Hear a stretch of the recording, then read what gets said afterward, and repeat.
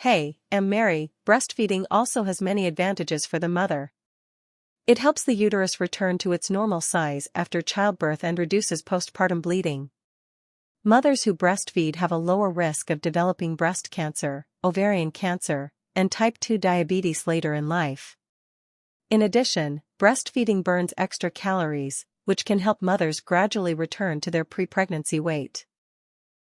Beyond physical health, breastfeeding promotes emotional well-being by releasing hormones such as oxytocin, which encourages relaxation, reduces stress, and strengthens the emotional connection between mother and baby.